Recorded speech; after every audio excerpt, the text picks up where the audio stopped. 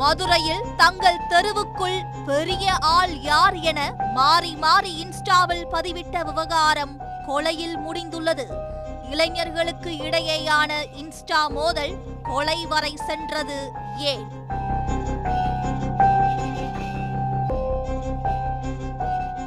மதுரை மாநகர் ஜெய்ஹிந்த்புரம் ஜீவாநகர் பகுதியை சேர்ந்தவர் 23 வயது சூர்யா. பெற்றோர் நடத்தி வரும் டீ கடையில் அவர்களுக்கு உதவியாக இருந்து வருகிறார். இந்நிலையில் சூர்யாவின் நண்பர்களான தேன்ராஜ் பாண்டியன், விஷ்ணுகுமார், சரவண பாண்டி, அமர்நாத், கார்த்திக் பிரியன், ஹரிஹர பாண்டி ஆகியோருக்கும் அம்பேத்கர் நகர் பகுதியை சேர்ந்த பிரவீன் ராஜா, ராஜேஷ் ராஜா, ஜலாலுதீன் என்ற காட்டுப்பூனை, தக்காளி கார்த்திக் மாப்பிள்ளை, கார்த்திக் லிங்கராஜா, மாதேஷ் ஆகியோருக்கும் கடந்த 2 ஆண்டுகளாக தெருவிற்குள் யார் பெரிய ஆள் என்பதில் அடிக்கடி சண்டை நடைபெற்றுள்ளது. கடந்த 3 மாதமாக இன்ஸ்டாகிராமில் யார் பெரிய ஆள் என மோதி பார்க்கலாம் என்றும் விரைவில் சந்திப்போம் எனவும் பல்வேறு பதிவுகளை பதிவிட்டும் வந்துள்ளனர்.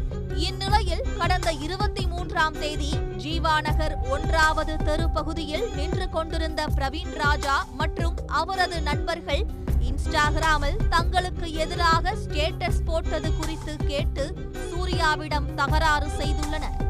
மறைத்து வைத்திருந்த வாளால் சூர்யா கையில் வெட்டியுள்ளனர்.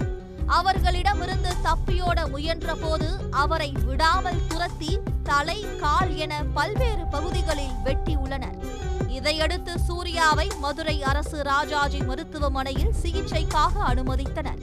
படுகாயங்களுடன் உயிருக்கு ஆபத்தான நிலையில் சிகிச்சை பெற்று வந்த சூர்யா சிகிச்சை பலனின்றி உயிரிழந்தார்.